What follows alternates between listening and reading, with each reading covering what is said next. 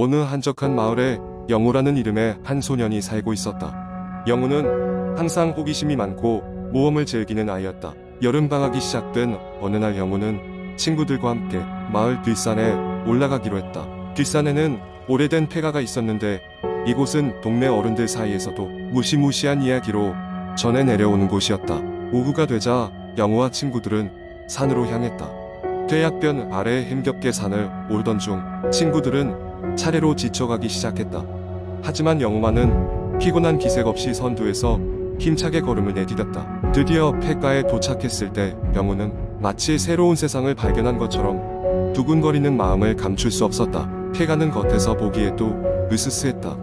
오래된 벽은 갈라지고 곳곳에는 거미줄이 엉켜 있었으며 창문들은 모두 부서진 채로 바람이 지나가며 으스스한 소리를 냈다. 친구들은 걸음을 멈추고 서로 눈치를 보기 시작했지만 영우는 망설임 없이 문을 당겨 열었다. 집 안으로 들어가자 훨씬 더 싸늘한 기운이 그들을 맞았다. 먼지가 수북히 쌓인 바닥에는 과거 살던 사람들의 흔적이 남아 있었다.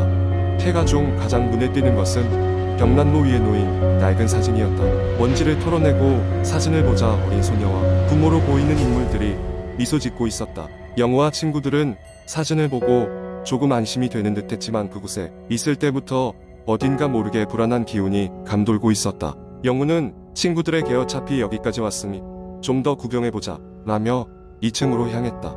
2층은 더 어두웠고 창문으로 들어오는 희미한 빛이 긴 복도를 비추고 있었다.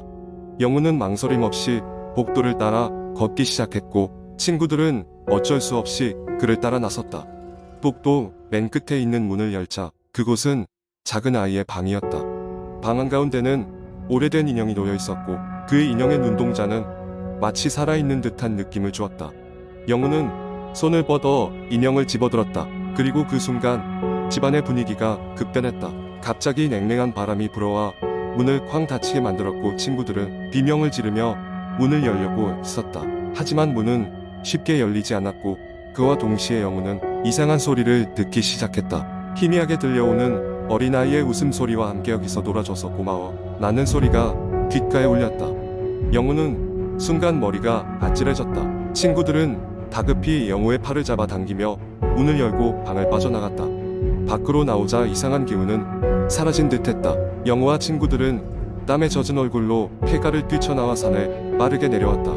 그날 이후로 영우는 이상한 꿈을 꾸기 시작했다. 꿈속에서는 항상 폐가의 그 방에선 낡은 인형과 마주 앉아 있곤 했다. 그리고 매번 잠에서 깰 때마다 인형은 점점 더 영우에게 가까워지는 것처럼 느껴졌다. 결국 영우는 부모님께 모든 이야기를 털어놓았고 부모님은 투닥거리를 알아보고 집으로 무당을 불렀다. 무당은 이 집안의 나쁜 기운을 몰아내기 위한 의식을 진행했고 영우는 그 후로 더 이상 꿈에서 인형을 보지 않게 되었다. 하지만 어느 날 영우는 책상 서랍 깊숙한 곳에서 낡고 해진 인형 하나를 발견했다. 그 인형은 폐가에서 본 인형과 똑같이 생겼다. 영우는 등골이 서늘해졌고 그 즉시 인형을 마을 밖으로 가져가 버렸다. 이상하게도 그 뒤로는 더 이상 괴롭히는 꿈이 나타나지 않았다. 그러나 그 마을의 전설로 전해지기를 폐가에 얽힌 사연은 이와 비슷한 일이 과거에도 계속해서 벌어져 왔다는 것이었다. 마치 인형에 얽힌 무언가가 새로운 친구들을 찾아 헤매는 것처럼 말이다. 영우와 친구들은 평생 그 일을 잊지 못한 채 가끔씩 만나 그날의 이야기를 나누곤 했다고 한다. 두 번째 이야기. 어느 날 나는 인터넷 커뮤니티에서 이상한 글을 발견했다. 제목은 지하실에서 들려오는 소리였. 호기심이 생겨 글을 읽어나가기 시작했다. 그 쓴이는 조금 오래된 집에 살고 있었다. 그 집은 대대로 물려받은 집으로 그와 그의 가족들은 오랜 시간 그곳에서 살아왔다고 한다. 집은 전반적으로 느껴지는 세월의 흔적이 있었지만 가족들에게는 익숙하고 편안한 공간이었다. 하루는 그의 부모님이 주말 여행을 떠나게 되어 그는 혼자 집에 남아 시간을 보내고 있었다. 밤이 되고 집안이 조용해지자 그는 TV를 보며 소파에 누워 있었다. 그때 갑자기 이질적인 소리가 들려왔다. 처음에는 바람 소리라 생각했지만 점점 명확하게 무언가를 두드리는 소리였다. 소리는 부엌 아래층에 있는 지하실 쪽에서 나는 것처럼 들렸다. 지하실은 오래된 물건들이나 잡동사니를 보관한 곳으로 평소에는 잘 가지 않는 공간이었다. 그는 별것 아닐 것이라고 생각하며 다시 TV에 집중하려 했지만 소리는 멈추지 않고 주기적으로 이어졌다. 두드리는 소리가 그의 신경을 거슬리게 했고 결국 그는 확인하기로 결심했다.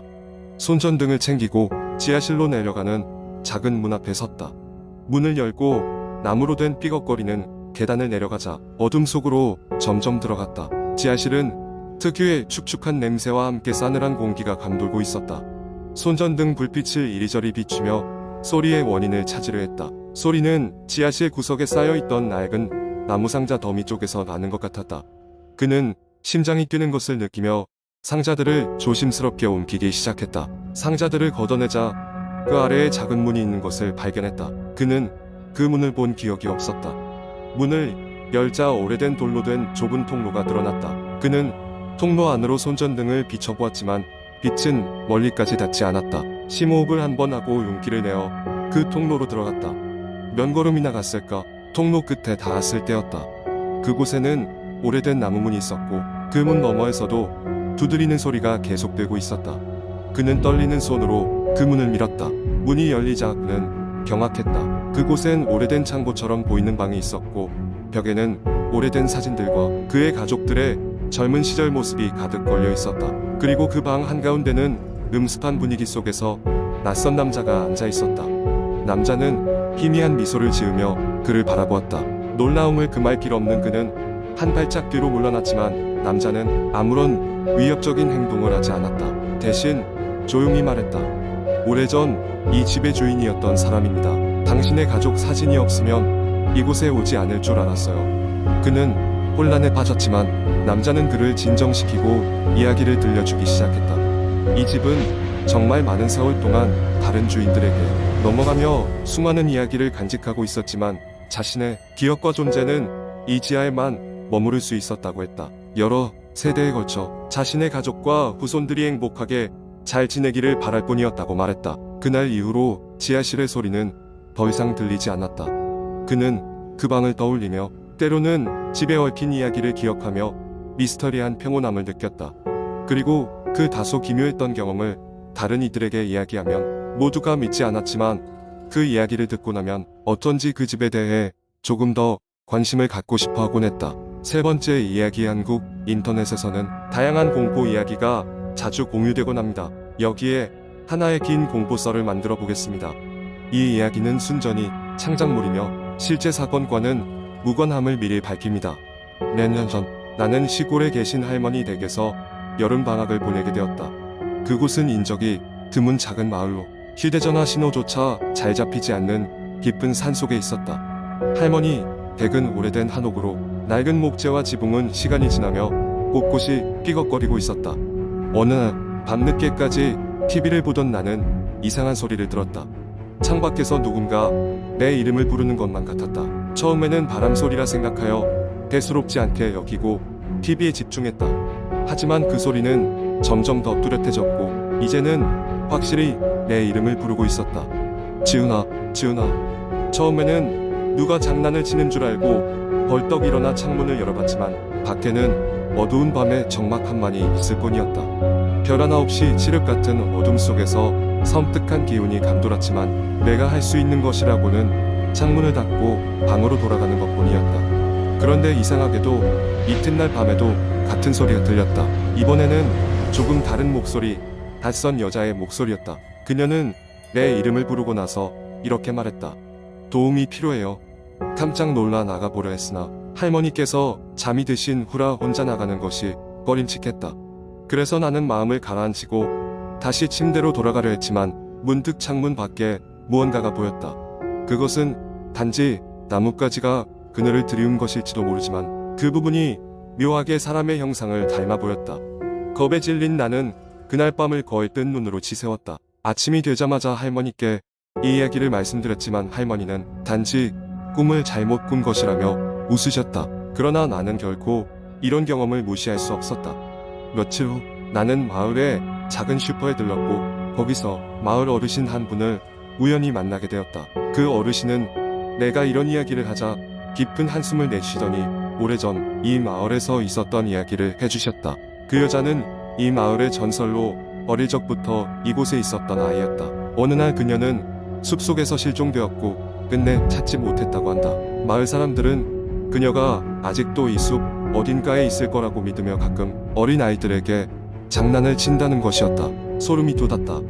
마을 사람들의 말은 믿기지 않았지만 그 이후로도 나는 그 소리를 들을 수 있었다. 지훈아, 지훈아, 여기 있어요. 여름 방학이 끝날 즈음 나는 서울로 돌아가기 위해 짐을 싸며 다시 한 번 밤을 맞이하였다. 그날 밤은 이상하게도 아무 소리도 들리지 않았다. 마치 그 무엇도 나를 방해하고 싶지 않다는 듯 말이다. 하지만 기차역으로 향하던 날 아침 마지막으로 집을 돌아보았을 때 창문에 아주 작은 흔적이 남아 있었다. 마치 손톱으로 긁어낸 듯한 자국과 함께 희미하게 고마워라는 글자가 새겨져 있었다. 과연 무슨 뜻인지 알 수 없었지만 그 이후로 그 마을에 다시 가본 적은 없다. 여전히 그곳에서는 이상한 일이 일어나고 있을지 나 대신 누군가가 그 목소리를 듣고 있을지 궁금할 따름이다. 그리고 종종 밤늦게 혼자 있을 때면 그 목소리가 다시 들려올까 두려워 떨곤 한다. 이 이야기는 여기서 끝이 났지만 여름밤의 어두운 숲에서 무슨 일이 일어날지 모르는 것은 누구에게나 마찬가지일 것이다. 그러니 항상 조심하도록 하자.